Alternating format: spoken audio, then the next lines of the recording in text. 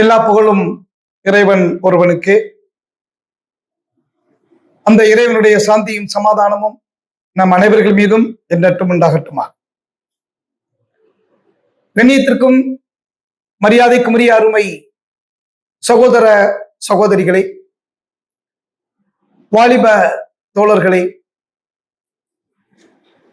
தற்போது நாட்டின் நிலையும்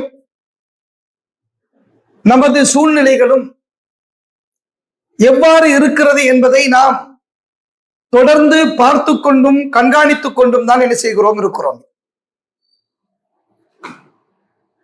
ஒவ்வொரு நாளும் பத்திரிகைகளிலே வருகின்ற செய்திகள், நாம் ஊடகங்களிலே பார்க்கின்ற செய்திகள், இன்னும் சமூக ஊடகங்களிலே வருகின்ற விஷயங்கள் அனைத்தும் நம்மை ஆச்சரியத்திற்கு ஆளாக்குகின்றது. ஒரு கவலையை ஏற்படுத்துகிறது, ஒரு உணர்வு வெளிப்படுகிறது. ஏன் இதற்கெல்லாம் காரணம் என்ன என்று நாம் பார்த்தோம் என்று சொன்னால், நடைபெறுகின்ற நிகழ்வுகள், மனிதனுடைய உள்ளங்களில் இருந்து இரக்கம், அந்த கருணை சென்று விட்டதா, இவனுக்கு கருணையே இல்லையா என்று நாம் பார்க்கின்ற அளவிற்கு அந்த செயல்பாடுகள் என்ன செய்கிறது இருக்கிறது. இவன் மனுஷன் தானா அல்லது மிருகமா என்று கேட்கின்ற அளவிற்கு அவனுடைய செயல்பாடுகள் இருக்கின்றது. நம்ம பார்க்கிறோம். இது என்னங்க, ஒரு பச்சை பிள்ளைய, தான் பெத்த பிள்ளைய காலை பிடிச்சி அடிச்சு கொள்றான். தன்னுடைய பாட்டி அந்த காதுல இது போட்டிருப்பாங்கல்ல, அந்த பெருசா, அதை அறுத்து எடுத்துட்டு போறான். காதை அறுத்துக்கிட்டு போறான். எதிர்க்க வர்றவங்களை கொலை செய்யறான், மனைவியை கொலை செய்யறான், பெற்றோர்களை கொலை செய்யறான், நண்பனை கொலை செய்யறான். பாலியல் வன்புணர்வு கேட்க வேண்டியதே இல்லை. அது வயது வித்தியாசம் இல்லாமல் பரவலாக செயல்பட்டு கொண்டிருப்பதை நாம் என்ன செய்கிறோம், நம்ம பார்க்கிறோம். இவைகள் எல்லாம் எதை உணர்த்தி காட்டுகிறது, எதை சொல்ல விரும்புகிறது? மனிதனிடமிருந்து ஒழுக்கம் போய்விட்டது, இரக்கம் போய்விட்டது, கருணை போய்விட்டது, நியாயம் போய்விட்டது, நேர்மை போய்விட்டது. இது குறையும் என்று பார்த்தால் வளர்ந்து கொண்டே இருக்கிறது. நாம இப்ப கருணைக்கு உதாரணம், இரக்கத்திற்கு உதாரணம், பாதுகாப்புக்கு உதாரணம், இதெல்லாம் நம்ம எப்படி சொல்லணும்னு சொல்லிச்சுன்னா, 30 வருஷத்துக்கு முன்னாடி, 50 வருஷத்துக்கு முன்னாடி அறிந்து பேச ஆரம்பிப்போம். அப்போலாம் இப்படி இல்ல. ஒரு நல்ல விவகாரங்களை சொல்லணும்னு சொல்லி சொன்னா 30 வருஷத்துக்கு நாங்க படிக்கிற காலத்துல போவோம். ஆனா இப்ப அப்படி போக முடியல. இப்ப இந்த மாதிரி சூழல்கள் இனி வருகின்ற சந்ததிகள் இது மாதிரி 10 வருஷத்துக்கு முன்னாடின்னு சொல்லுவாங்களான்னு தெரியல. ஆக நன்மைக்கு உதாரணமாக 30 வருஷத்திற்கு முன்னாடி என்று உதாரணம் காட்டுகின்ற ஒரு நிலையில இன்னும் 30 வருஷத்திற்கு பின்னால் அவன் சொல்லும் போது தீமைக்கு உதாரணமாக சொல்கின்ற அளவிற்குண்டான ஒரு நிலை நாட்டிலே, சமூகத்திலே உருவாகி கொண்டிருப்பதை நாம் என்ன செய்கின்றோம், பார்க்கிறோம். இவைகளுக்கெல்லாம் காரணம் என்ன? இவைகளுக்கெல்லாம் காரணம் என்ன? பேச்சு வார்த்தைகள்லாம் அசிங்கமா இருக்கு, காதுல கேட்க முடியல. பழிவாங்கும் உணர்வு அப்படியே என்ன செய்யுது, அதாவது கொப்பளித்துக் கொண்டு வருகிறது. இதனால சமூகத்தில் ஏற்படுகின்ற தாக்கங்கள் என்ன தெரியுமா? சமூகத்தில் ஏற்படுகின்ற பிரச்சனைகள் என்ன தெரியுமா? குடும்ப உறவுகள் சீராக இல்லை.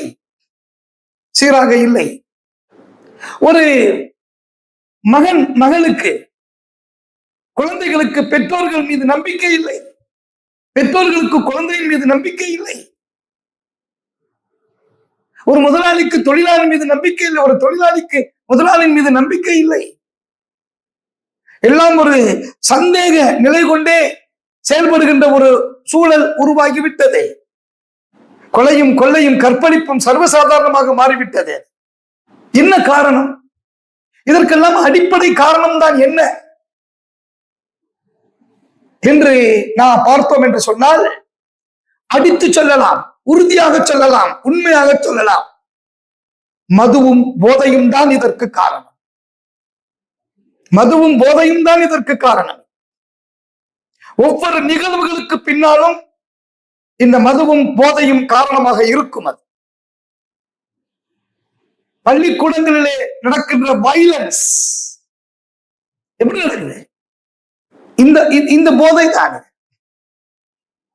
இரு நண்பர்கள் சந்தோஷமா அவ்வளவு நெருக்கமா இருக்கின்ற உறவின் எனது நண்பர்களுக்கு உதாரணமாக திகழ்ந்தவர்கள் என்று பேசிக்கொண்டிருந்த இந்த நண்பன் ஒன்னா போறான், ஒன்னா குடிக்கிறான், 2 பேர்ல எவனையாவது ஒருத்தர் சாவடிச்சு போறான். எந்த காரணமும் இல்லை, எந்த காரணமும் இல்லை. என்னது சாதாரணமா இருக்கு போகும் இந்த குரோதம் இல்லை, உள்ள ஊத்துனோன்னு வந்துருது. அந்த குரோதம் எப்படி வருது? ஒரே குடும்பத்தில் இருந்து வளர்ந்து வந்த, தோளில் தூக்கி வளர்த்த அந்த பச்சிளம் குழந்தையை இந்த அதாவது பாலியல் வன்புணர்வு செய்து விடுகின்றான். என்ன அப்படின்னு பார்த்தோம்னா இந்த போதை தான் அதுக்கு காரணம். இந்த போதை தான் அதுக்கு காரணம். வெறுப்பு, துவேஷம் குடிச்சோன்னு வந்துருது, அதுவும் இதுக்கு தான் காரணம். அவன் பேசுறான், என்ன குடிச்சா என்னத்தையும் பேசிடுவியா அப்படின்னு கேட்கிறான். குடிச்சிட்டு வந்து பேசுறாங்கிறான், பேசுறதுக்காண்டியே குடிக்கிறான், திட்டுறதுக்காண்டியே குடிக்கிறான், கொலை செய்யறதுக்காண்டியே குடிக்கிறான். எப்படி இது? அன்பிற்குரிய அருமை சகோதர சகோதரிகளே, இந்த நிலை என்பது வீரியமாகி கொண்டு வருகிறது. இதனுடைய மாஃபியாக்கள், போதை கும்பல்கள் பணம் சம்பாதிப்பதற்காக அவர்கள் வயிற்றை நிரப்புவதற்காக அனைத்து குடும்பங்களின் வயிற்றையும் காயப்போடுகிறார், வயிற்றை அடிக்கின்றார். யோசிச்சு பாருங்க, நீங்க ஒரு குடும்பத்தின் நிலை எல்லாம் ரீல்ஸுகள், சமூக ஊடகங்கள் எல்லாம் சினிமாக்களாக கூட எடுக்கப்பட்டு வந்து விட்டது. அது குடியின் தீமை, குடியின் விளைவு, குடியின் மூலமாக அவனுக்கு உடல் ரீதியில் ஏற்படுகின்ற பாதிப்புகள், குடும்பத்தில் ஏற்படுகின்ற பாதிப்புகள், மனைவிக்கு ஏற்படுகின்ற அவமானங்கள், குழந்தையின் படிப்பு, அதனுடைய வளர்ச்சிக்கு இந்த குடியின் காரணத்தினால் ஏற்படுகின்ற பலவீனம், இழப்பு, வியாபாரத்தில் ஏற்படுகின்ற இழப்பு, சம்பாத்தியத்தில் ஏற்படுகின்ற இழப்பு, ஜாப் நல்ல ஜாப் தான், ஆனா குடியின் மூலமாக அது போயிருச்சு. உறவுகளின் மூலமாக ஏற்படுகின்ற பாதிப்பு. அப்போ இவைகள் எல்லாம் எப்படி சாதாரணமாக கடந்து போக முடியும்? எப்படி சாதாரணமாக கடந்து போக முடியும்? இதற்கு எதிராக குரல் கொடுக்கின்ற ஒரு நிலை இருந்து கொண்டே இருக்க வேண்டாமா? இந்த தீமைக்கு எதிராக குரல் கொடுக்கின்ற நிலை இருந்து கொண்டே இருக்க வேண்டாமா? நபிகள் நாயகம் அவர்கள் சொல்கிறார்கள், மது என்பது தீமையின் தாய் என்று குறிப்பிடுகிறார். அத்தனை தீமைக்கும் காரணமாக இருப்பது எதுதான்? மதுதான் என்று குறிப்பிடப்படுகிறது, போதைதான் என்று குறிப்பிடப்படுகிறது. ஆக ஏன் இதற்கு எதிராக ஒன்று சேர்ந்து குரல் கொடுக்கக்கூடிய நிலை உருவாகாமல் இருக்கிறது? அங்கன்றும் இங்கன்றுமாக ஒரு குரல் ஒலிக்கின்றது. முழு சமூகமும் சேர்ந்து எதிர்க்க வேண்டிய ஒரு மிக பெரும் தீமை இது, மிக பெரும் தீமை இது. ஒரு கட்டத்தில் ஒளிந்து குடித்தவர்கள் வெளியில் வருகிறார்கள். சமூகத்தில் மதிக்கப்படக்கூடிய ஒன்றாக என்ன செய்து விட்டது? இந்த போதை ஆகிவிட்டது. இஸ்லாம் ஆரம்பத்தில் இருந்தே இதை தடை செய்திருக்கிறது. இதற்கு எந்த முகாந்திரத்தையும் உருவாக்கவில்லை. அந்த போதையை உருவாக்குபவன், அந்த போதைக்கு உதவி செய்பவன், அந்த போதையை விற்பனை செய்பவன், இப்படி அந்த துறையினுடைய அத்தனை விஷயங்களையும் ஹராம், விளக்கப்பட்டது, தண்டனைக்குரிய குற்றம் என்ற ரீதியிலே வலியுறுத்தப்பட்டிருக்கிறது. அதே மாதிரி இன்னொன்றையும் நாம் புரிந்து கொள்ள வேண்டும். அது நம்ம நினைச்சுக்கிட்டு இருக்கிறோம், நம்ம இதோட முடிஞ்சிச்சு அப்படின்னு சொல்லிட்டு. இல்லை, உங்களை படைத்த இறைவனுக்கு நீங்கள் பதில் சொல்லி ஆக வேண்டும். இந்த உலகத்தினுடைய அருட்கொடைகள் குறித்து உங்களுக்கு ஆரோக்கியமான உடலை தந்திருக்கிறான் இறைவன். அதை நீங்கள் இதன் மூலமாக கெடுக்கிறீர்கள். சுதந்திரமான ஒரு மனிதனுடைய உணர்வை காயப்படுத்துகிறீர்கள், கொலை செய்கிறீர்கள். இதற்கெல்லாம் ஒண்ணுமே இந்த உலகத்தில் ஒரு தண்டனையும் இல்லாம நீங்க தப்பிக்கலாம். ஆனால் படைத்தவனிடத்திலே நீங்கள் தப்பிக்க முடியாது. இறைவனிடத்திலே நீங்கள் தப்பிக்க முடியாது. மரணத்திற்கு பின்னால் ஒரு வாழ்வு இருக்கிறது. அந்த வாழ்க்கையில இறைவன் உங்களிடத்தில் இது சம்பந்தமாக கேட்பான். அவன் கண்காணித்துக் கொண்டிருக்கிறான். எல்லா வழிகாட்டுதல்களையும் நீங்கள் புறக்கணித்து விட்டீர்கள். இப்பொழுது மரணத்திற்கு பின்னால் இறைவனிடத்தில் நீங்கள் மாட்டிக்கொள்வீர்கள். இதைவிட கொடும் தண்டனை அங்கு என்ன செய்கிறது இருக்கிறது. நம்மை கேள்வி கேட்பவர்கள் யாரும் இல்லை என்று நாம் நினைத்துக் கொண்டு இந்த உலகத்திலே இந்த ஆட்டத்தை போட்டுக் கொண்டிருக்கிறோம். இல்லை, இறைவனிடத்திலே நீங்கள் கொண்டு வரப்படுவீர்கள். எப்படி இந்த பூமியிலே யாரால் உருவாக்கப்பட்டீர்களோ, யாரால் கொண்டு வரப்பட்டீர்களோ, யாரால் உயிர் வாழ்கிறீர்களோ, அவன் மீண்டும் உங்களை எழுப்புவான். மீண்டும் உங்களிடத்திலே இந்த உலக வாழ்க்கை குறித்து கேள்வி கேட்பான். அதிலிருந்து நாம் ஒருபொழுதும் தப்பிக்க முடியாது. அன்பிற்குரிய சகோதர சகோதரிகளை, இதையும் நினைவில் வைத்துக் கொண்டு இந்த உலக வாழ்க்கையை நீங்கள் தேர்ந்தெடுக்க வேண்டும். ஆக இது மீண்டும் வளரவிட்டோம் என்று சொன்னால் தனிநபரிலிருந்து, குடும்பத்தில் இருந்து, சமூகம் மற்றும் சமுதாயம் அத்தனையும் வீணாகுவதற்கு வாய்ப்பு இருக்கிறது. அதன் மூலமாக நாடும் அந்த படுகொலியிலே விழுந்து விடுவதற்குண்டான ஒரு சூழலும் என்ன செய்கிறது இருக்கிறது. ஆகவேதான் தற்போது ஜமாத் இஸ்லாமி ஹிந்த் ஒரு பரப்புரையை மேற்கொள்ள இருக்கிறது. வருகின்ற 15ஆம் தேதியிலிருந்து 30ஆம் தேதி வரைக்கும் ஒரு பரப்புரையை நடத்துவதற்கு இருக்கிறது. இந்த பரப்புரையிலே நாங்கள் பல விஷயங்களை செயல் திட்டங்களாக தீட்டியிருக்கிறோம். சமூகத்தை சீர்திருத்துவதற்குண்டான,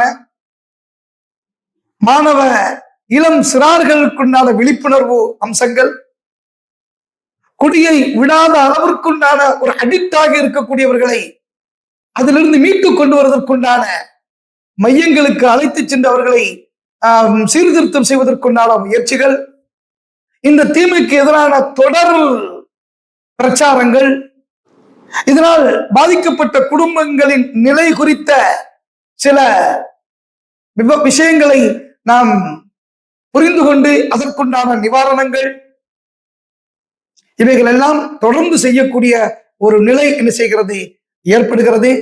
அருமை சகோதர சகோதரிகளே, இதை நாம் அப்படியே வளரவிட்டால் அனைத்தையும் அரித்துவிடும். இது ஒரு செல். எல்லோரும் சேர்ந்துதான் இதற்கு போராட வேண்டும். குர்ஆனிலே ஒரு வசனம் இருக்கிறது. அதாவது தீமை செய்தவனை மட்டும் அதனுடைய விளைவு, அதனுடைய வேதனை, அதனுடைய தாக்கம் தீமை செய்தவனை மட்டும் விடாது, சுட்டி விட்ட எல்லாத்தையும் சேர்க்கும். அந்த மாதிரி தான் இது, அந்த மாதிரி தான் எல்லாரும். அலா துஸீபன்னல்லதீன ஸலமூ மின்கும் ஹாஸா. அதாவது ஒரு தீமை, அந்த தீமை செய்தவனை மட்டும் அது அப்படியே வச்சுக்கிறாரு, விட்டு அது மட்டும் இல்ல, அது சுத்தி உள்ளவர்களையும் அது பாதிக்கும். அது என்ன பாதிப்பு அவனுக்கு ஏற்படுமோ அது அவனோடு நிற்பதில்லை, அனைவர்களுக்கும் அந்த பாதிப்பு வரும் என்பதை இந்த குடியின் மூலமாக, இந்த போதையின் மூலமாக நாம் என்ன செய்கிறோம், பார்த்து வருகின்றோம், அனுபவித்து வருகின்றோம். ஆகவே இந்த தீமைக்கு எதிரான குரல் கொடுப்பதற்கு அனைவர்களும் ஒன்று சேர்ந்து முயற்சிப்போம். இந்த 15 நாள் பரப்புரை என்பது ஒரு அடையாளம் தான். இதை தொடர்ந்து ஆயுள் முழுதும் செய்கின்ற ஒரு சேவையாகவும் வேலையாகவும் இருக்க வேண்டும் என்ற அந்த நிலையை உணர்ந்து செயல்படுகின்ற இந்த குழுக்களில் நீங்களும் இணைந்து பயணித்து இந்த தீமையை அகற்றுவதற்கு நாம் முயற்சிக்க வேண்டும். அரசுக்கு அதிகம் அழுத்தம் கொடுக்க வேண்டும். இது சம்பந்தமாக ஒவ்வொரு தனிநபரும் திருந்துவது என்பது ஒன்று இருக்கிறது. ஆனால் அரசிடம் முழு பொறுப்பும் இருக்கிறது. இதை முழுமையாக ஒழிப்பதற்கு கொஞ்சம் கொஞ்சமாக ஒழித்தாலும் அதிலே முழுமை பெற வேண்டும் என்பதிலே எந்த சந்தேகமும் இல்லை. இதை அதாவது குறிப்பாக நமது மாநிலத்தை, இந்த தமிழ்நாட்டை போதையில்லா தமிழ்நாடாக, மது இல்லாத தமிழ்நாடாக உருவாக்குகின்ற ஒரு நிலை உருவாக்கப்பட வேண்டும் என்ற அந்த உணர்வுடன் இந்த பரப்புரையை நாங்கள் மேற்கொள்ள இருக்கிறோம். வல்ல இறைவன் இதற்குண்டான முழு ஒத்துழைப்பை தர வேண்டும் என்று நாம் இறைவனிடத்திலே பிரார்த்திப்போம். நீங்களும் அதில் இணைந்து கொள்ளுங்கள். எல்லா புகழும் இறைவன் ஒருவனுக்கு.